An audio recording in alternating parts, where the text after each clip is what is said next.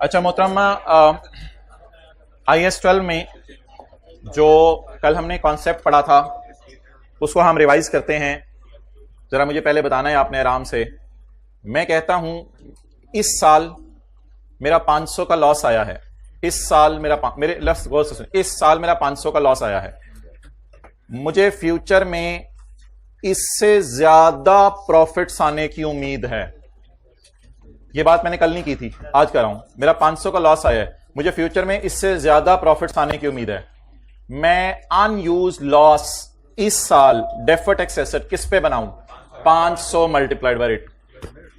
दूसरी बात कल ये की थी कि मुझे लॉस आया है 500 का इस साल, फ्यूचर में मुझे 350 के प्रॉफिट आने की उम्मीद है सारे सालों में। तो मैं कितने लॉस पर एसेट बनाऊं? 350 पर। और अगर अगले साल मेरा प्रॉफिट 600-700 आ जाए जो सारे 500 के लॉस को माइनस कर ले, तो फिर अगले साल रिकॉन्सिलिएशन में किस पर डेफर्ड टैक्स एसेट नहीं बनाया था? 150 पर। तो उस पर रिकॉन्सिलिएशन में ले जाए, ये खुशी बुक कर लें, हमें एक्स्ट्रा खुशी मिली है इस साल जिसकी पिछले साल उम्मीद नहीं थी। तो ऐसे ही जरा 2-4 मिनट बच्चे आ जाएं, उस दौरान हम इसको रिवाइज कर लेते हैं, फिर आगे चलते हैं। तो ये मैंने एक पास पेपर का सवाल आपको लिखवाया था, साथ ही इसको रिवाइज कर लेते हैं। क्वेश्चन कौन सा मैंने लिखवाया था? 15। अच्छा, अनयूज टैक्स लॉ, इनको जरा चुप करा दें। अनयूज जो भी जरूरतें पहले पूरी करके बैठा करें। इधर देखें, अनयूज टैक्स लॉस वर 50 मिलियन टिल 31 दिसंबर 20। 31 दिसंबर 20 तक लॉस है 50 मिलियन के। However deferred tax was only recorded on 40, क्योंकि फ्यूचर में शायद फिर कितने प्रॉफिट्स की उम्मीद हो, due to limited availability of future profits. बताएं जी, when I will perform DTL/A as on 31/12/20, तो मैं अनयूज लॉस 40 पकड़ूंगा और इस पर टैक्स रेट लगाऊंगा, चाती मारें 30%।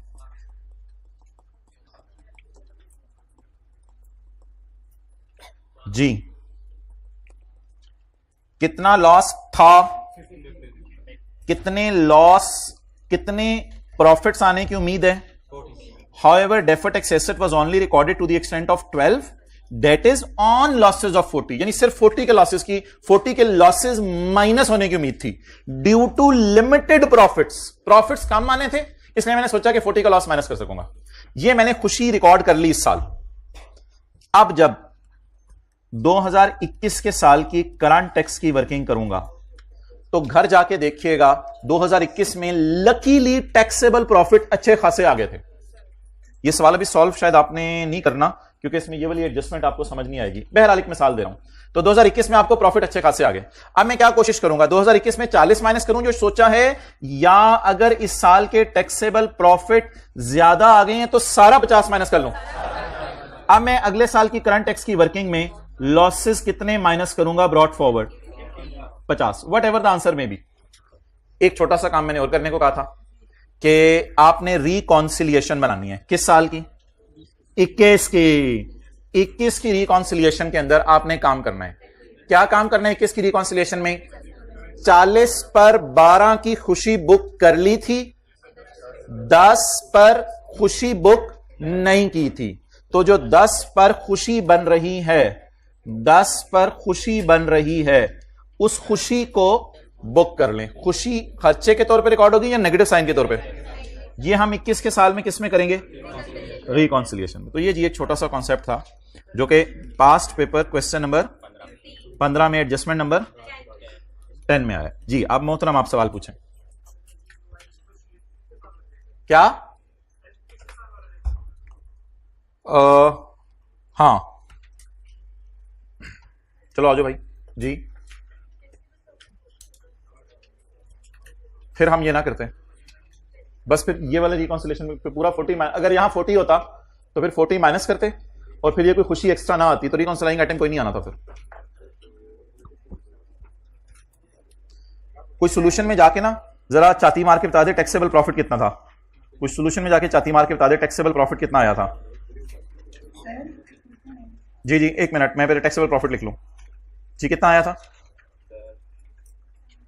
50 से ऊपर, 50 से ऊपर वाली फिगर 72। जी, पूछे क्वेश्चन।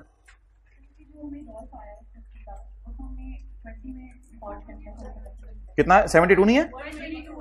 एक मिनट, 72, 50 के ऊपर क्या पड़ा हुआ सोल्यूशन में? 122। जी बोलें।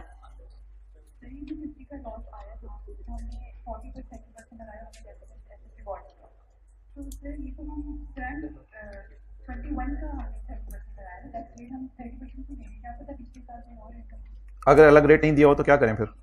रेट यही है ना फिर, 30% पिछले साल का। ओके, चलें जी, ये एक छोटा सा कॉन्सेप्ट था। अब आप हजरात जो है वो होमवर्क के सवाल की तरफ आ जाएं। जो IFRS 8 का सवाल हम कर रहे थे, होमवर्क का सवाल आपको परसों होमवर्क में दिया था, शायद आप हजरात ने किया हो।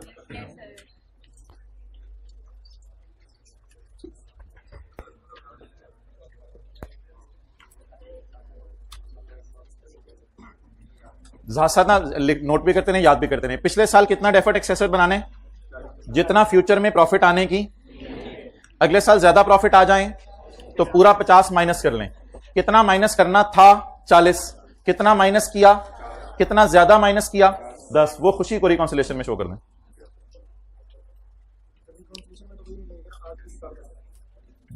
ये कोई इतनी इंपॉर्टेंट चीज नहीं है। अच्छा, IFRS 8 निकालें।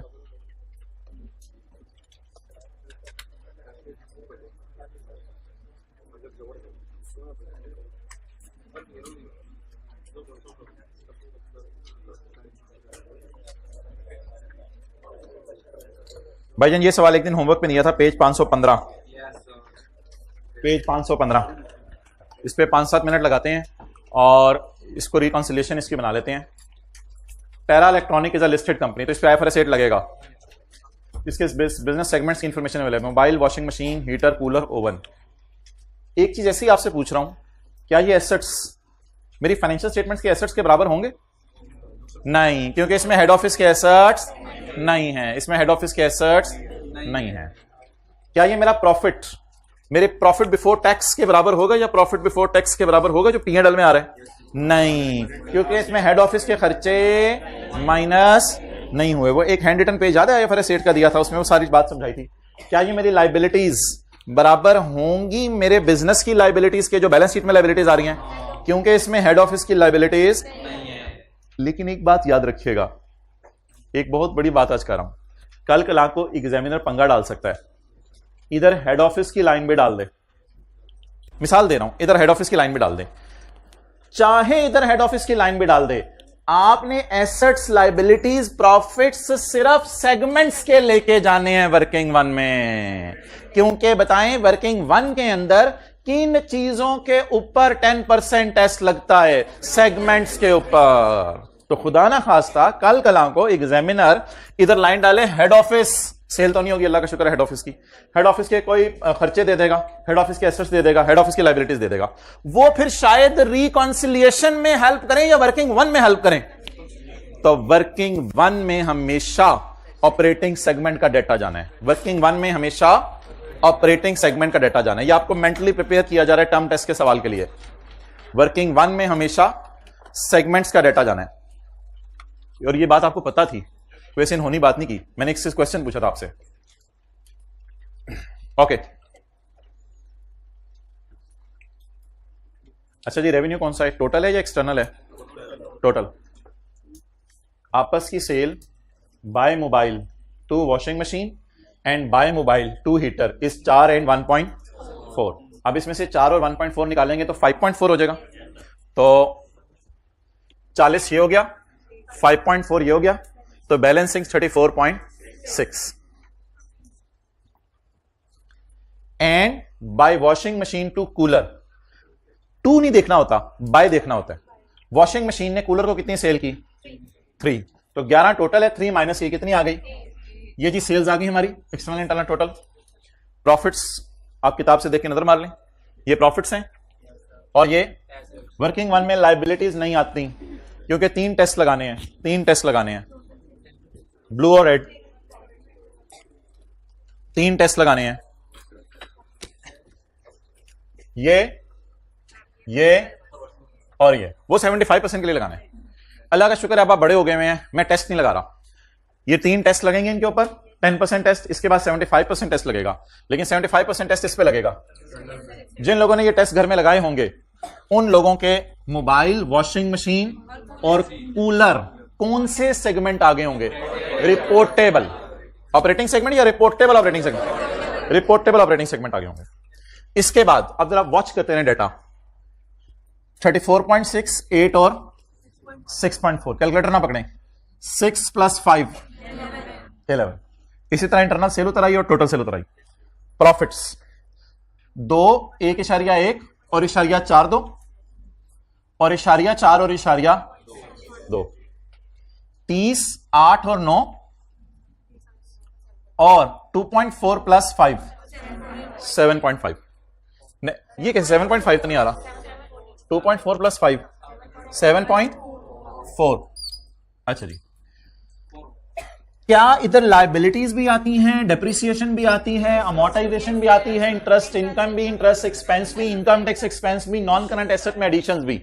ये सेगमेंट एनालिसिस है, इसमें सब कुछ आता है। रिपोर्टेबल बनने के बाद रिपोर्ट क्या करना है? ओ हो, वो बहुत ज्यादा। मैंने कहा था एक दफा आप रिपोर्टेबल बन गए, मशहूर हो गए, फिर लोग छोड़ेंगे नहीं आपको। आपकी सेल भी, प्रॉफिट भी, एसेट भी, इंटरेस्ट इनकम भी, इंटरेस्ट एक्सपेंस की, आपके जूते भी, जूतों के तस्मे तक लोग देखेंगे। एक दफा मशहूर बन के देखें।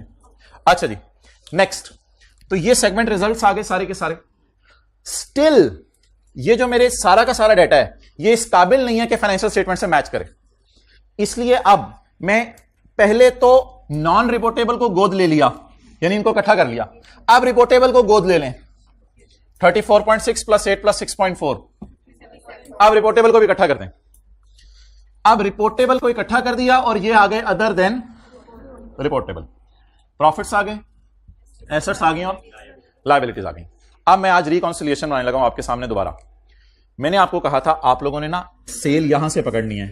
40 + 11 + 6.4 इज 57 पॉइंट प्लस 11।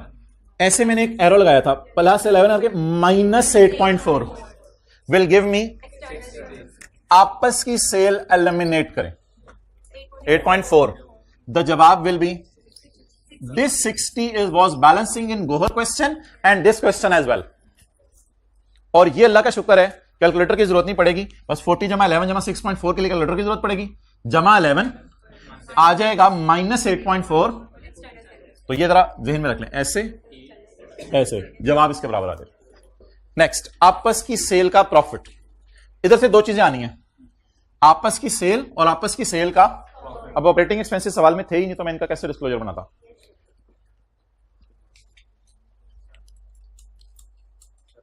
मोबाइल वाली सेल 9% मार्जिन पे है और वॉशिंग मशीन वाली 15% मार्जिन पे है। मार्जिन होते हैं सेल पर।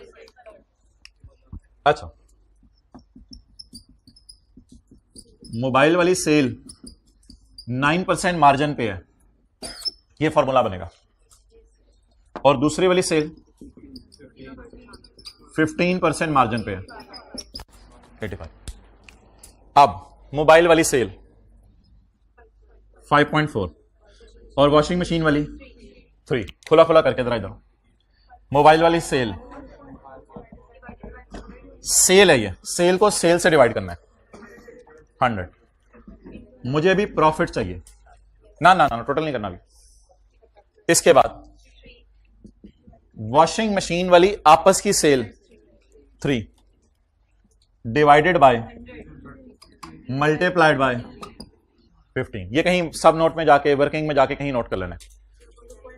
आप बता दें व्हाट इज आपस की सेल का profit? 0 point. Eliminate means plus या माइनस? माइनस। जब मैंने आपस की सेल कैंसिल कर दी और आपस की सेल का प्रॉफिट कैंसिल कर दिया तो अब ये मेरा प्रॉफिट एक्सटर्नल आ जाएगा। लेकिन अगर कोई खर्चे वगैरह हुए तो उनके लिए भी मैं वेट करता हूं, टोटल नहीं निकाल रहा। ये एडजस्टमेंट कितने लोगों ने घर में सही की थी? -0.94। कितने लोगों को अब समझ आ गई, जरा क्लियर होगी? तो कुतब दोनों न्यूट्रल, कुतब न्यूट्रल, दोनों दफा हाथ नहीं खड़ा किया। तो ये आपस की सेल है और ये भी आपस की सेल है। आगे बढ़ें।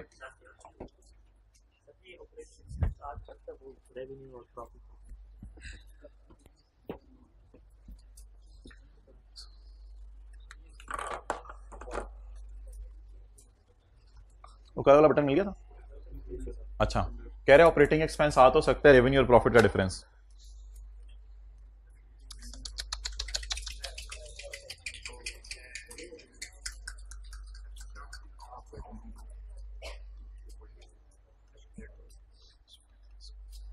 रेवेन्यू में से माइनस होती है कॉस्ट ऑफ सेल, फिर माइनस होते हैं एडमिन सेलिंग एक्सपेंसेस जिन्हें कहते हैं ऑपरेटिंग एक्सपेंसेस, फिर माइनस होती है फाइनेंस कॉस्ट, फिर आता है प्रॉफिट बिफोर टैक्स, और फिर आता है सीटी, डीटी और पैट। अब ये कह रहे हैं कि रेवेन्यू और प्रॉफिट का डिफरेंस लेके ये निकाल लें। रेवेन्यू या प्रॉफिट का डिफरेंस लेके ये निकलेगा या कॉस्ट ऑफ सेल जमा एडमिन सेलिंग जमा फाइनेंस निकलेगा? तो इसलिए ऑपरेटिंग एक्सपेंसेस निकल नहीं सकते थे।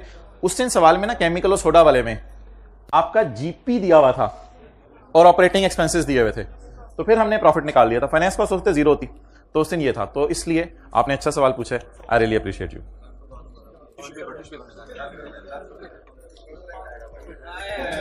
अच्छा, आगे चलें जी। Operating expenses, assets and liabilities amounting to इतने इतने एंड इतने have not been allocated to, so might be they will be of head office. They have not been allocated to any segment, so might be they will be of head office. So let's record the kharcha in profits with negative sign. Yes, sir. Add the head office assets in these three segments and these two segments में head office के assets डालें 0.5 और in the 0.2. So the jawab is 2.18. Balancing.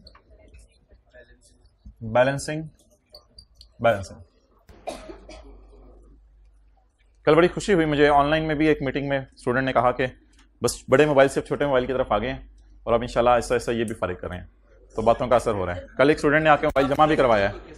क्या आपकी क्लासें YouTube पे कैसे लेंगे? ठीक है। अच्छा, अब अगेन वो जो आपकी फरमाइश है मैं आज फिर पूरी करूंगा। सर या यूट्यूब पे लेक्चर अपलोड करवा दें? नहीं, मैं पहले सफे से चलता हूं और आपके इंशाल्लाह 3 मिनट जाया करने लगा हूं दोबारा, क्योंकि सारी इंफॉर्मेशन भी सामने खुली हुई है। अब आप लोग 14 तबक रोशन कर लें, 15वां तबक भी आज डाल दें इसमें।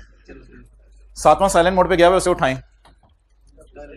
एक ऐसी एंटिटी जो जी इसके क्या करने हैं? नीचे करने हैं। बिस्मिल्लाह। उधर कर कैमरा ना देना। और मैं किधर जा रहा तो एक एंटिटी या लिस्टेड हो या लिस्टेड करवाने जा रही हो अपने शेयर्स या इक्विटी इंस्ट्रूमेंट्स। शेयर्स को इक्विटी इंस्ट्रूमेंट्स कहते हैं या डिवेंचर्स, दोनों सूरतों के अंदर इस पे ये स्टैंडर्ड लगेगा। और अगर एक कंपनी ऐसी है अपने अकेले अकाउंट्स भी बना रही है, कंसोलिडेटेड अकाउंट्स भी बना रही है, अब आप कहें ये आवाजें तो हमें अपने अंदर से भी आ रही हैं, तो अपने कंसोलिडेटेड अकाउंट्स बना रही है, तो वो कंसोलिडेटेड अकाउंट्स के ऊपर ये स्टैंडर्ड लगेगा। ऑपरेटिंग सेगमेंट्स, ऑपरेटिंग सेगमेंट बनने के लिए 3 शर्तें हैं। रेवेन्यू और खर्चे हों, सीओडीएम को रिपोर्ट, अच्छा चुप, पहले दिन बोल नहीं रहे होते, आज बोल रहे हो, अच्छा, और डिस्क्रीट इंफॉर्मेशन अवेलेबल हो। अगर ये तीनों बातें किसी में पाई जा रही हैं, तीनों के दरमियान एंड लिखा हो, तो इसको ऑपरेटिंग सेगमेंट कहा जाएगा।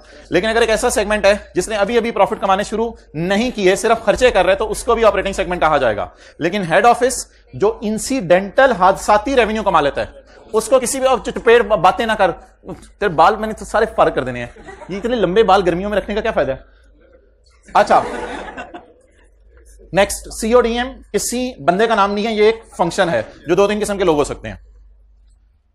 कई दफा ये जो 3 कैरेक्टरिस्टिक्स हैं, ये सीओडीएम प्रोडक्ट वाइज भी चीजें मांग रहा होता है और एरिया वाइज भी। ऐसी सूरत में आप देखें कि मैनेजर्स किस एतबार से बनाए हुए हैं और ये देखें कि डायरेक्टर्स क्या पसंद करते हैं, फिर भी मसला हल ना हो, मैट्रिक्स फॉर्म हो, हर किस्म की रिपोर्टिंग हो रही हो, तो फिर एंटिटी शेल डिटरमिन कौन सा सेट ऑफ कंपोनेंट्स बेटर है with reference to core principle. Segment manager कोई बंदा नहीं है, ये एक फंक्शन है। एक मैनेजर ज्यादा ऑपरेटिंग सेगमेंट का भी मैनेजर हो सकता है और सीओडीएम खुद भी 1-2 ऑपरेटिंग सेगमेंट का मैनेजर हो सकता है, उससे कोई फर्क नहीं पड़ता। मैनेजर होने की बेस पे ऑपरेटिंग सेगमेंट डिसाइड नहीं होंगे। It's last warning to you, 2 दफा बोले हो। रिपोर्टेबल सेगमेंट, इससे पहले एक और चीज, अगर एक ऑर्गेनाइजेशन के बहुत ज्यादा रिपोर्टेबल सेगमेंट्स हैं तो वो ऑर्गेनाइजेशन क्या करे जिसके बहुत ज्यादा रिपोर्टेबल सेगमेंट है, वो कोशिश करे ऑपरेटिंग सेगमेंट्स को एग्रीगेट करने की। एग्रीगेट करने के लिए ये क्राइटेरिया देखेगी। इस क्राइटेरिया को मेरा नहीं ख्याल वो अप्लाई कराएगा, बस एमसीक्यूज में टेस्ट हो सकता है। तो अगर कैटरिंग का कारोबार भी हो रहा है और साथ जो है फूड का कारोबार भी हो रहा है, यानी आप बेकरी का कारोबार भी कर रहे हो और कैटरिंग का कारोबार भी कर रहे हो, तो उनको आप इकट्ठा कर लो। करने के बाद आपके जो सेगमेंट हैं वो दिखने में 6 नजर आ रहे थे, शॉर्ट होके कितने हो जाएंगे? अब इनमें से रिपोर्टेबल वो है जो कि ऑपरेटिंग की डेफिनेशन में भी फॉल करता है, और या इसको हमने एग्रीगेट करके शॉर्ट कर दिया और 10% टेस्ट पे पूरा उतरता है। इसको क्या कहा जाएगा? रिपोर्टेबल। उसके बाद 10% टेस्ट लगाना है। 10% टेस्ट लगाने के बाद पिछले साल, अगर ये तो उसी के बाद में थी एग्रीगेट के बारे में, पिछले साल अगर रिपोर्टेबल था, बड़ा तीर मारता था, ये कर दूंगा वो कर दूंगा, और इस साल बेचारा फारग हो गया, तो मैनेजमेंट मुनासिब समझे तो डिस्क्लोजर दे दें। एक्सटर्नल सेल का 75% टेस्ट भी लगाना है और प्रैक्टिकल लिमिट है 10। अगर पिछले साल बड़ा बीबा बच्चा था तो भी तो इस साल तो फिर पिछले साल को डिस्क्लोज करें। फिर पिछले साल को क्या करें? डिस्क्लोज करें। जो नॉन रिपोर्टेबल सेगमेंट है, information about other business activities that are not reportable shall be combined in all other segments, shall be combined in, इनको ऑल अदर सेगमेंट्स में कंबाइन कर दें। जनरल इंफॉर्मेशन आपने देनी है 3 बातें। नंबर 1, किस बेस पे सेगमेंट अलग अलग किए हैं, एग्रीगेशन क्राइटेरिया की जजमेंट क्या यूज किया है, और कौन कौन सी चीजें बेच रहे हो। इनको मैंने आपको कहा था कि इसका एक थोड़ा सा फॉर्मेट सब बनाया हुआ है, डिस्क्लोजर्स कॉपी पेस्ट किए हुए हैं पैकेजेस के, पेज 512 पे। तो ये ना अंग्रेजी का डिस्क्लोजर होता है, तो ये पेज 512 पे इसका एक फॉर्मेट सा बना हुआ है, अंग्रेजी से कुछ लिखनी होती है यूजर्स के लिए। ये जनरल इंफॉर्मेशन है। नेक्स्ट, जितने साल का P&L बन रहा है उतने साल का सेगमेंट रिपोर्टिंग होगी, जितने साल की बैलेंस शीट बन रही है उतने साल की सेगमेंट रिपोर्टिंग होगी।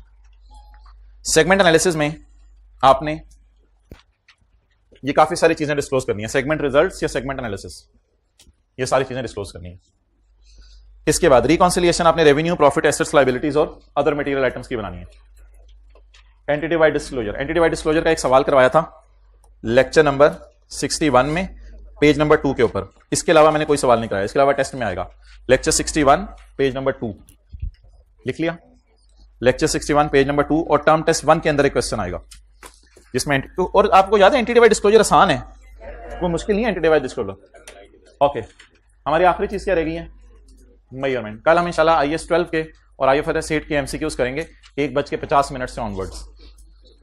जिसकी मर्जी है आए, जिसकी नहीं मर्जी वो भी आए। Measurement of items reported in segmental information.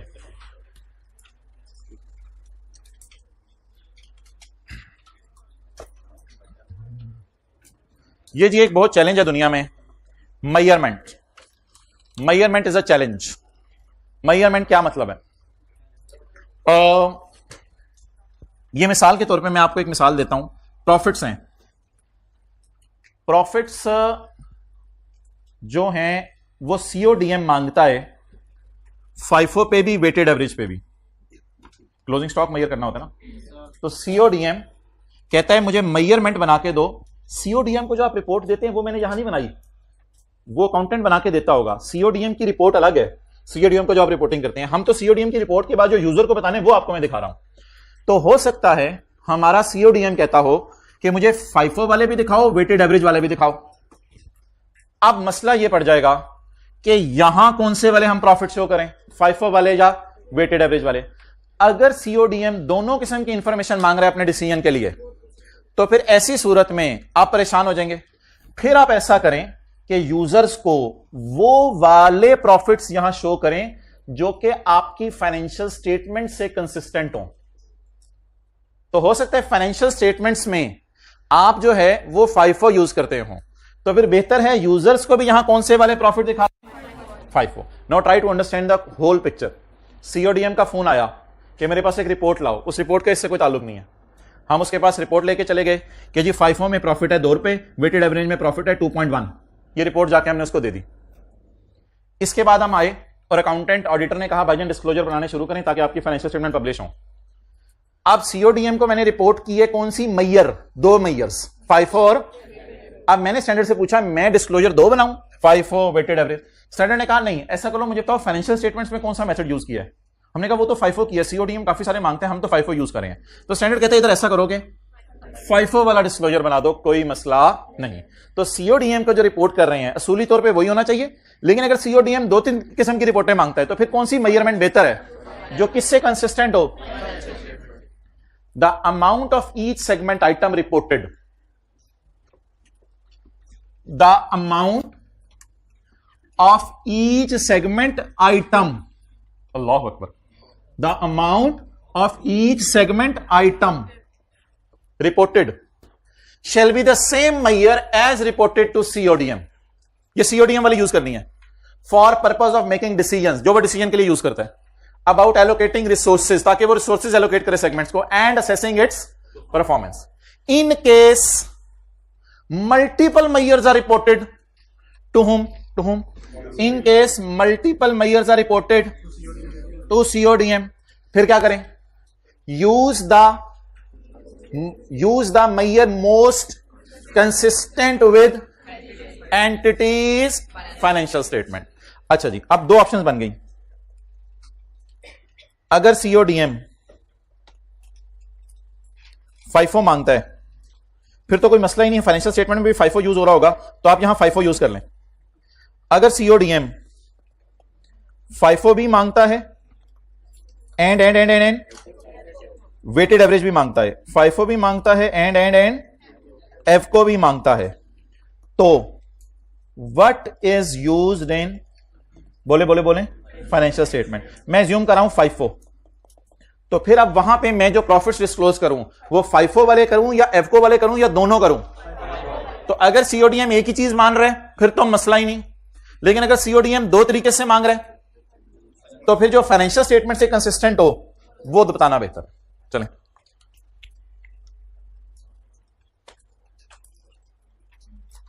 हमारी डिस्कशन किस पे हो रही है, मेजरमेंट पे। कुछ बच्चे हाथ पे हाथ धरे बैठे हैं, एक एक करके बच्चा बताना शुरू करूंगा मैं। शुक्रिया, बॉल पॉइंट पकड़ ली, किताबों पर लिखना शुरू कर दिया, शुक्रिया। अभी भी कुछ नहीं कर रहे, पकड़ना शुरू करो एक एक करके बंदों को जो ऐसा कर रहे हैं। तस्वीर ना खींचे, नोट करें, घर जाके तस्वीरें कितनी नोट करेंगे दोबारा। शुक्रिया। जज्बा, जोश, हिम्मत पता नहीं कहां ले जाता है, वलवला, अनथक मेहनत, कुर्बानियां, सोशल मीडिया को छोड़ना, पुराने दोस्तों को छोड़ना, बाय बाय कहना, जिंदगी के हर मोड़ पर इधर उधर ना निकल जाना, अपनी मंजिल को सामने रखना। मैं अपने आप से बातें कर रहा हूं, मुझे मसला है थोड़ा सा।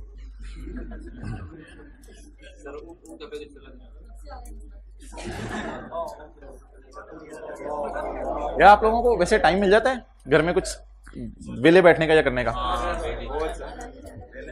मैं सीरियसली कल 5:15 बजे से शुरू हुआ और कोई 12:30 तक टाइम ही नहीं मिला, यानी कभी बैठ के कुछ ऐसे भी यानी कर लूं थोड़ी देर के लिए। क्या नहीं से चलें आगे चलें। Okay, the amount of each segment item reported, the amount of each segment item reported shall be the same which is reported to CODM. However, in case multiple measures are used, then use the measure most consistent with entity's financial statement. An entity shall provide an explanation of measurement of segment profit or loss, segment assets, segment liabilities for each reportable segment. At a minimum, entity shall disclose the following. कुछ disclosure आपने देने हैं। Number 1, basis of accounting for any transactions between reportable segments. Basis of accounting, mobile वाले कितने margin पे बेच रहे थे? 9%। और वॉशिंग मशीन वाले कितने मार्जिन पे बेच रहे थे? ये जरा यूजर को बता दें, कि क्या बेसिस ऑफ अकाउंटिंग है। कई दफा ऑर्गेनाइजेशंस कॉस्ट पे भी बेच देती हैं अपने जानने वाले को, वो कोई मसला नहीं, कॉस्ट पे बेचें, मे बी कॉस्ट पे बेचें, मे बी कॉस्ट से थोड़ा महंगा करके बेचें। तो the basis of accounting of transactions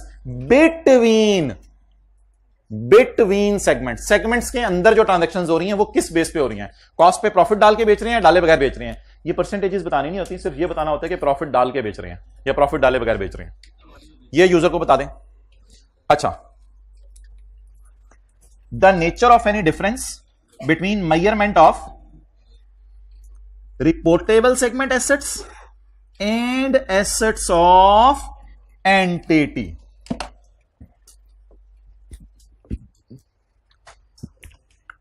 reportable segment assets and segments of and assets of entity, the reason for difference। Focus focus focus focus, किसको किससे कंपेयर करने लगे? Versus reportable segment assets versus assets of, what is the nature of difference? Reportable segment assets, reportable कौन से हैं, sorry ये 47 माजरत, reportable segment assets and entities assets, nature of difference are two, there are some non reportable and some other। और ये nature मेरे ख्याल से ऊपर से क्लियर हो जाएगी, अगर ऊपर से क्लियर ना हो तो नीचे नोट डाल सकते हैं हम कि ये हेड ऑफिस के एसेट्स हैं, तो यूजर को नेचर बताएं, क्योंकि अदर एडजस्टमेंट का शायद आप अगर लफ्ज लिख दें तो यूजर को इतना क्लियर ना हो, तो इसलिए बेहतर है कहते हैं फाइनेंशियल स्टेटमेंट में नेचर ऑफ डिफरेंस बता दो। अब ये लफ्ज समझें और याद करें। एक मिनट, nature of difference between reportable segment assets and entities assets. जी आप पूछो। हाँ, गोहर financial statement, TEL financial statement आज के सवाल में, एक्सेलेंट। तो अब इस फिक्रे को हाईलाइट करें। Nature of difference between what and what बोलें? Reportable assets and assets of. Example given, example given accounting policies में भी चेंज हो सकता है, और allocation of jointly used assets. Jointly used assets क्या हो सकते हैं? हो सकते हैं एक जनरेटर सारे यूज कर रहे हो, लेकिन हमने उसको इस वजह से सेगमेंट्स में ना डाला हो कि सीओडीएम कहते हैं ना डालो इनको सेगमेंट्स में, तो फिर उस जनरेटर को हम कहां शो कर देंगे? अच्छा, एक बात याद रखिएगा, स्टैंडर्ड कोई चीज आपको हार्ड एंड फास्ट नहीं कहता। मिसाल के तौर पे एक ऑर्गेनाइजेशन है, उसमें जनरेटर यूज हो रहा है सारे सेगमेंट्स में, तो जरूरी नहीं है कि आप उस जनरेटर को सारे सेगमेंट्स में एलोकेट भी करें। सीओडीएम अगर कहता है कि मुझे जनरेटर एसेट नहीं नजर आना चाहिए इन दोनों में, तो आप इन दोनों में शो ना करें। फिर ऑब्वियसली पड़ा तो है हमारे पास, ऑटोमेटिकली वो कहां आ जाएगा? फिर हेड ऑफिस के एसेट भी आ जाएंगे और सबका जो जनरेटर यूज हो रहा है वो भी इधर आ जाएगा।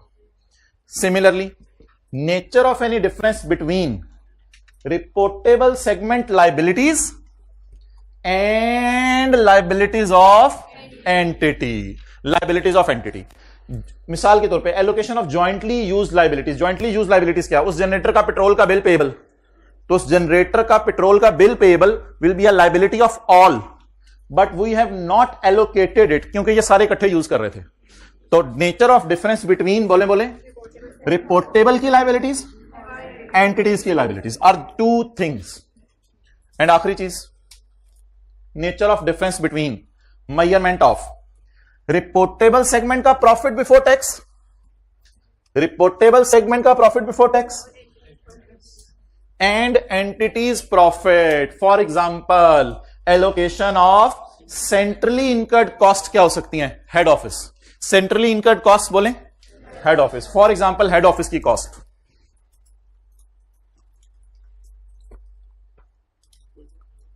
अच्छा, ये ना अकाउंटिंग पॉलिसीज आपको परेशान कर सकते हैं।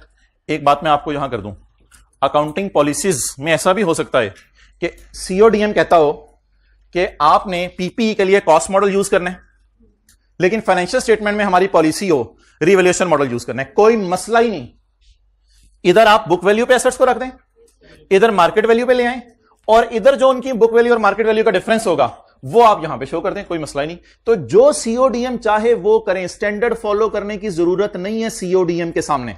सीओडीएम जिस तरह रिपोर्ट मांग रहा है उस तरह करें। कल मैं यहां तक एक जगह पढ़ा था कि सीओडीएम कहता है कि मुझे सिर्फ इनके डेटर बता दो और इनके डेटर बता दो, बस बस बस, इसके डेटर बता दो, इसके डेटर बता दो, मुझे और कुछ नहीं चाहिए। तो फिर वहां लिखा हुआ था कि फिर मतलब है इन सबका कैश, इन सबका कैश इधर आ जाएगा, कोई मसला नहीं, कोई मसला नहीं। इन सबके प्री पेमेंट्स, इन सबकी प्री पेमेंट्स इधर आ जाएंगी, अदर एडजस्टमेंट्स में आ जाएंगे, कोई मसला नहीं। ये वाली side is in control of CODM, ये सीओडीएम के कंट्रोल में है for the purpose of making decisions. और एक जगह यहां तक लिखा हुआ था कि सीओडीएम लाइबिलिटीज मांगता ही नहीं कि लाइबिलिटीज क्या है, तो कोई मसला नहीं, बस सारी लाइबिलिटीज फ्री होंगी, फिर रिकॉन्सिलिएशन में भी शायद लाइबिलिटीज को डालने की जरूरत नहीं। तो ये जो है ना रिपोर्टेबल और अदर देन रिपोर्टेबल, ये किसके कंट्रोल में है? ये सारा सीओडीएम के कंट्रोल में है। सीओडीएम जो चाहे वो आपस से करके दे दें और इन द एंड दोनों में डिफरेंस की रीजन बता दें। और आखिरी बात, ये तो आसान सी बात है, पढ़ के बता दें। Nature of any change from prior period in measurement methods used to determine reported segment profit and effect if any of those change on measurement of segment profit. इसकी आसान इंग्लिश लिख लें, उर्दू लिख लें, बल्कि पिछले साल की बनिस्बत इस साल कोई पॉलिसीज चेंज की तो वो बता दें। पिछले साल की बनिस्बत इस साल कोई पॉलिसीज चेंज की तो वो बता दें। पॉलिसीज के लिए उसने लिखा है मेजरमेंट मेथड्स। पिछले साल की बनिस्बत इस साल, बनिस्बत की जगह कंपेयर्ड लिख सकते हैं आप। पिछले साल की बनिस्बत इस साल अगर कोई पॉलिसीज चेंज की तो वो बता दें। लिख लें मिसाल 542 weighted average, cost model to revaluation model.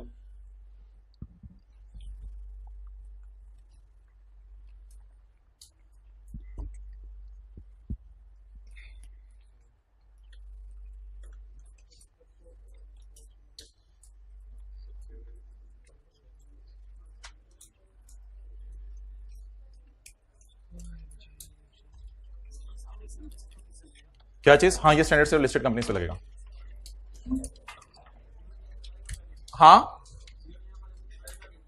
हाँ, सीओडीएम जिस तरह चीजें मांगेगा, बड़े हो क्या आप सीओडीएम बनो, जिस तरह मजीद इंफॉर्मेशन मांग लो। सीओडीएम पहले अपनी रिक्वायरमेंट बताएगा। सीओडीएम ने रिक्वायरमेंट क्यों बतानी होती है? For the purpose of allocating resources, कि किस किस डिपार्टमेंट को कितने कितने रिसोर्सेज एलोकेट करनी है। सेल्स में आप क्या अलग हो सकते हैं? सेल्स तो सेल्स होती हैं।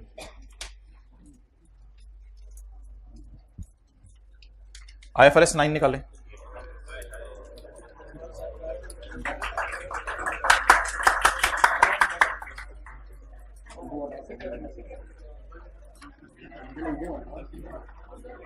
किधर है IFRS 9?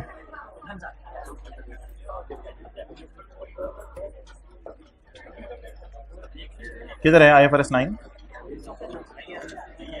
बुक में नहीं है? ओ हाँ,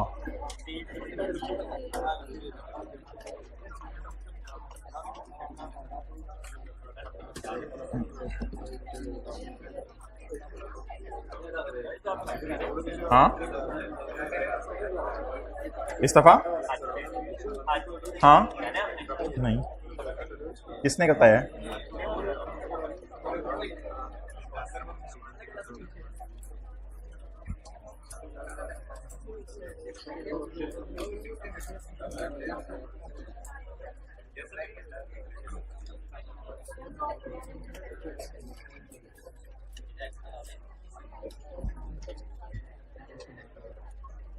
पेज 626,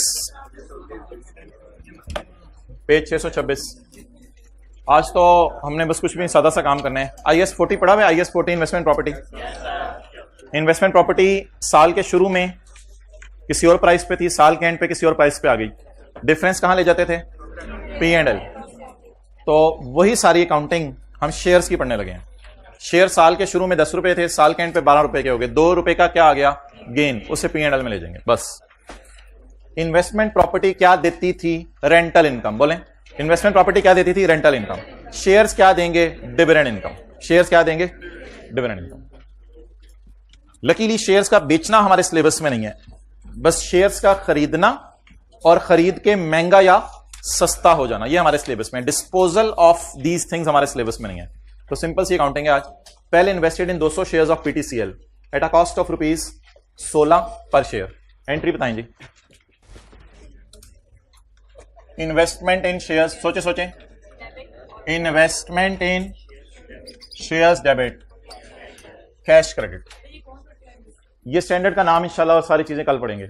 शेयर खरीदने की एंट्री पूछ रहा हूं, बिल्कुल बच्चों वाली। पहले invested in 200 shares of PTCL at a cost of ₹16 पर शेयर। 200 शेयर कितने रुपए के खरीदे?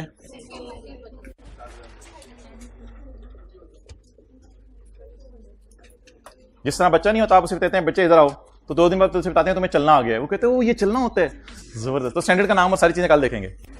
तो इन्वेस्टमेंट इन शेयर्स डेबिट, कैश क्रेडिट, बोलें जी। 3200।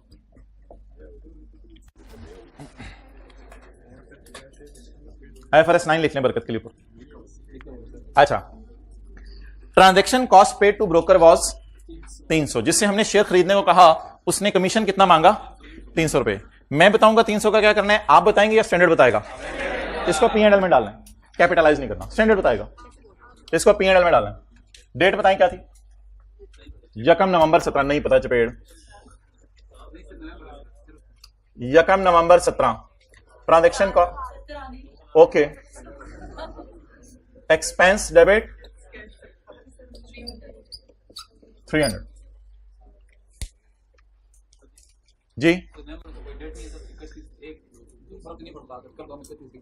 नहीं, हाँ ठीक है, ओहो यकम नहीं लिखना चाहिए था मुझे, ठीक है, अपना नंबर 7 लिख दो, I agree with you. Next, the market price of shares at end of year was 22 per share, मोजा ही मोजा। कितने का खरीदा था? 16 का। कहां पहुंच गया? इसे कहते हैं पहुंची हुई सरकार। जी बोले भाई। डेट 31 दिसंबर 2007। शेयर्स महंगे हो गए, महंगे और मोटे नहीं, वापस आ जाए, IS 41 नहीं है, शेयर्स बड़े बड़े मोटे नहीं होंगे, वो आपकी तरह नहीं है, आपकी तरह नहीं है क्या आलू खा खा के। अच्छा, तो 22 रुपए का शेयर हो गया, कितने का खरीदा था? अच्छा, मैं वैसे टी काउंट भी बना रहा हूं, अगर आपका दिल चाहा तो आप लोग वर्सेस वाली कैलकुलेशन से भी चल सकते हैं, इट्स अप टू यू। कितने का पड़ा हुआ था? 16 का, यानी 3200 का वर्सेस 200 शेयर्स 400। तो जिस तरह वर्सेस वाली कैलकुलेशन करते थे उस तरह भी कर सकते हैं, टी काउंट भी बना सकते हैं। अच्छा जी, 3200 वाली चीज किस पे चली गई? 4400 पे। बता दें कितना गेन आया? 1200। एंट्री बोलें, इन्वेस्टमेंट इन शेयर्स डेबिट, इन्वेस्टमेंट इन शेयर्स डेबिट, जैसे उधर बायोलॉजिकल ऐसे डेबिट होता था, इन्वेस्टमेंट इन शेयर्स डेबिट, और P&L क्रेडिट। गेन P&L में जाना है या OCI में जाना है, आप बताएंगे, मैं बताऊंगा, या स्टैंडर्ड बताएगा? स्टैंडर्ड बताएगा जी। मैं तो वो बताऊंगा जो उसने बता दिया है।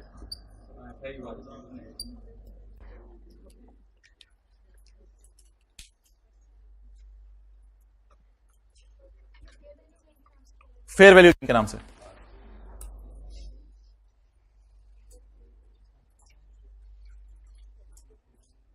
आई am bound to do the तकलीद।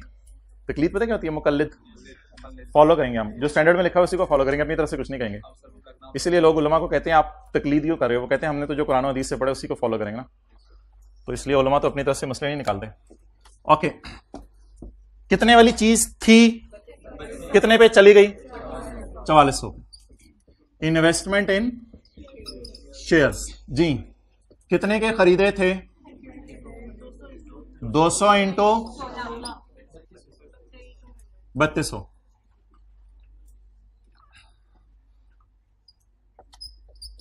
कितने के हो गए? 200 इंटू 22, 200 इंटू 22 4400। तो 1200 का गेन आ गया।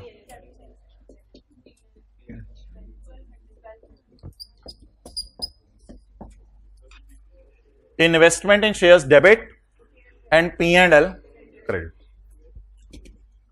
अगला साल ब्रॉड डाउन जल्दी 4400। 31 दिसंबर 18 को 8 को सॉरी कितने का शेयर हो गया? ओए रशीद मैनू फड़ ले, मैं डिगन लगा। रशीद ने कहा खुशियां आ रही थी शुक्र कर, मुसीबतें आ रही हैं सब्र कर। रशीद तो अल्लाह वाला था। 200 जरा 18 हमें भी गिरते को हौसला दे गया। 200 खुद गिर गया। अच्छा 200 जरा 18 3600। 3200 नहीं, हर जगह 3200 नहीं, 3600। 4400 वाली चीज हमारी 3600 पे चली गई।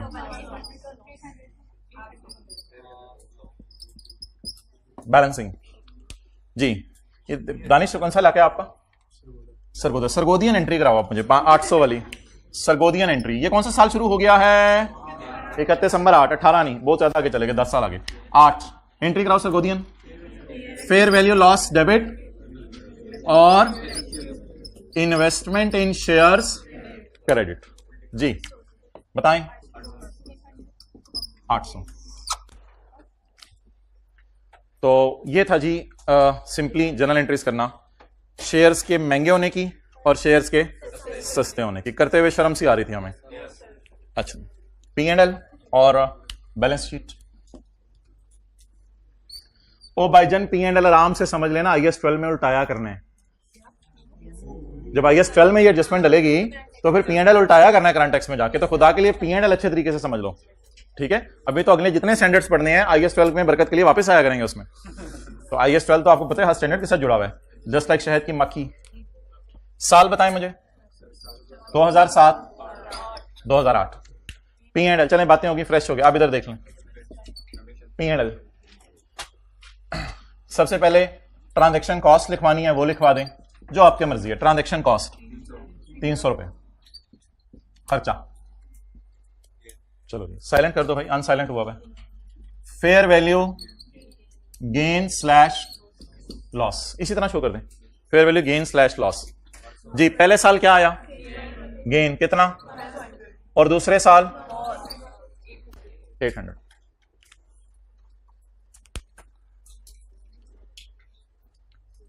साथ वाले के कंधे पे अपना सर रखें, फिर हम मीनवाइल बैलेंस शीट बनाते हैं।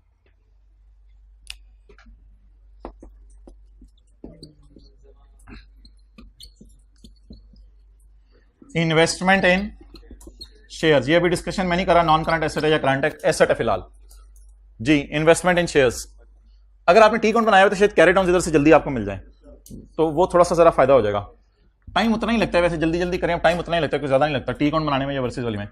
जी हमने कौन सी डेट शेयर्स लिख के ज्यादा तफसील में जाना होता है? जी 4400, 3600।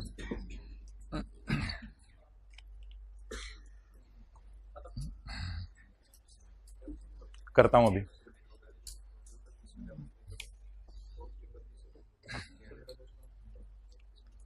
इस मॉडल का नाम सुन लें। इस मॉडल का नाम है fair value through profit and loss. Fair value through profit and loss. Fair value का गेन कहां से रूट करा रहे हैं? Through P&L। Fair value through P&L। इस मॉडल का नाम है fair value through profit and loss. Fair value को रूट करा रहे हैं P&L से। जरा सोचें, फेयर वैल्यू गेन आया है, उसको P&L में डाल रहे हैं या OCI में? इसलिए इसको कहते हैं फेयर वैल्यू को गुजार रहे हैं थ्रू P&L, OCI से नहीं गुजार रहे। अच्छा, अब सवाल यह है कि क्या इस गेन को हम OCI में भी डाल सकते हैं? IAS 40 ऐसा इजाजत नहीं देता, IAS 41 भी इजाजत नहीं देता। यह स्टैंडर्ड कहता है गुजारने तो गुजार लो। OCI से गुजारूंगा अभी, ठहर जाओ जरा। यह स्टैंडर्ड कहता है गुजारने तो, कहां से गुजारने गुजार लो? क्या बातें हो रही हैं? गेन गेन गेन को या तो P&L में डाल सकते हैं। आपको पता है P&L का जो असल ऊपर से नाम शुरू होता है वो SOCI है। SOCI comprise of P&L and SOCI comprise of OCI। तो देयर इज वन रास्ता P&L गेन को कहां से गुजारें, और दूसरा रास्ता OCI। अब सुन लें, लिखना कुछ नहीं, फिर इंशाल्लाह उसकी डिस्कशन करते हैं। जो ये है जी रास्ता GT रोड, और ये है रास्ता मोटरवे। ये है लाहौर और ये है पिंडी, लेडी फिंगर पिंडी। ये है लाहौर, ये है पिंडी। अच्छा, अब्बू ने बेटे को कहा